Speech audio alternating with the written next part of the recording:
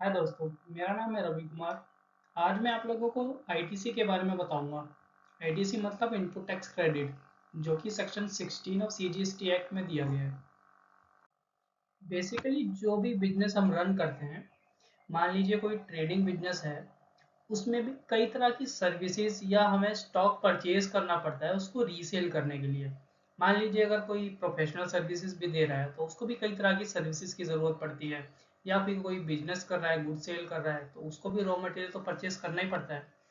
तो हमें जो भी परचेज करना होता है, कुछ गुड्स हो या फिर कोई सर्विस हो, उस पे भी हमें जीएसटी पे करना पड़ता है। तो जो जीएसटी हम पे करते हैं परचेज के टाइम, उसको हम बोलते हैं इनपुट टैक्स क्रेडिट। एक एग्जांपल के थ्रू मैं आपको समझाता हूँ।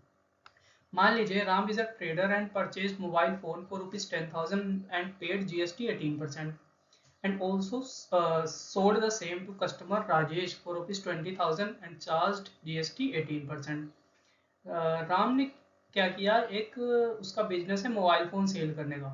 उसने 10,000 का मोबाइल फ़ोन परचेज किया मान लीजिए, और उस पर 18% जीएसटी पे किया। मतलब टोटल उसको 11,800 का मोबाइल फ़ोन पड़ा। और वही सेम मोबाइल फ़ोन उसने 20,000 प्लस में 18% जीएसटी उसने सेल कर दिया, यानी कि टोटल 23,600 में उसने सेल कर दिया। तो अब जैसा कि आप लोगों को पता है कि सेल्स पे जो भी हम कस्टमर से जीएसटी चार्ज करते हैं, जो कि इस प्रेजेंट केस में हमने 3600 रुपये किए हैं, ये हमको गवर्नमेंट को पे करना पड़ता है। ये हमारी जीएसटी लाइबिलिटी होती है। लेकिन जो इस 3600 में से हम 1800 रुपये तो ऑलरेडी पे कर चुके हैं। मतलब ये जो 20,000 की टोटल हमारी वैल्यू है, इसमें 10,000 की वैल्यू भी तो इंक्लूडेड है। अब इस 10,000 की वैल्यू पे तो हम ऑलरेडी परचेज के टाइम पे 18% जीएसटी पे कर चुके हैं। तो इसीलिए ये जो 3600 रुपये है, इसको पे करते टाइम ये हम 1800 रुपये माइनस कर देंगे। मीन्स हमें नेट जो है 1800 रुपये ही जीएसटी पे करना पड़ेगा। अब ये जो हमने माइनस किया है 1800 रुपये, जो हमने परचेज के टाइम पे किया था, इसको ही बोलते हैं इनपुट टैक्स क्रेडिट। अब इनपुट टैक्स क्रेडिट अवेल करने के लिए कुछ क्राइटेरिया होता है। सबसे पहला क्राइटेरिया तो कि आप रजिस्टर्ड पर्सन होने चाहिए, मीन्स आपके पास जीएसटी नंबर होना चाहिए। जिसके पास जीएसटी है ही नहीं, जिसकी लायबिलिटी बनती नहीं है, वो आईटीसी कैसे क्लेम करेगा। इसके अलावा भी कुछ कंडीशंस होती हैं, वो मैं आपको आगे बताऊंगा। सेक्शन 16 सब सेक्शन 2 में कुछ कंडीशन दे रखी हैं आईटीसी अवेल करने के लिए। पहली कंडीशन है आपके पास टैक्स इनवॉइस होना चाहिए। आपने जो भी गुड्स या सर्विसेज परचेज की है वो आपको रिसीव हो जानी चाहिए, और जो टैक्स है वो गवर्नमेंट को पे हो जाना चाहिए।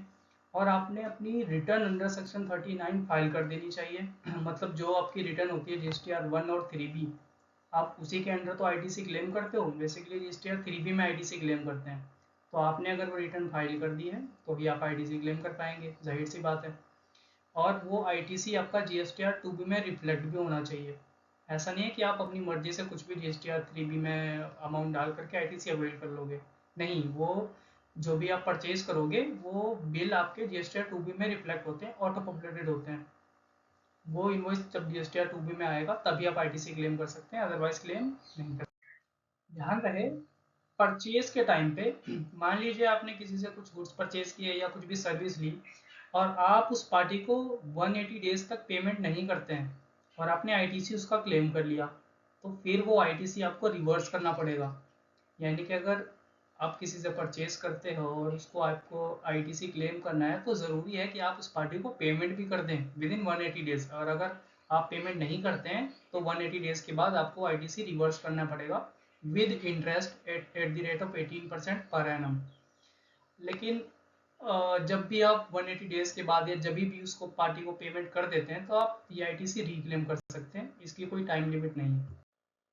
सेक्शन 16 सब सेक्शन 4 में कुछ टाइम लिमिट दी है कि आप आईटीसी क्लेम कब तक कर सकते हैं। आईटीसी जो है जिस भी फाइनेंशियल ईयर से रिलेट करता है, उसके नेक्स्ट फाइनेंशियल ईयर के 30 नवंबर, या फिर जब भी आप एनुअल रिटर्न फाइल करते हैं, उनमें से जो भी अर्लियर है तब तक आप आईटीसी क्लेम कर सकते हैं।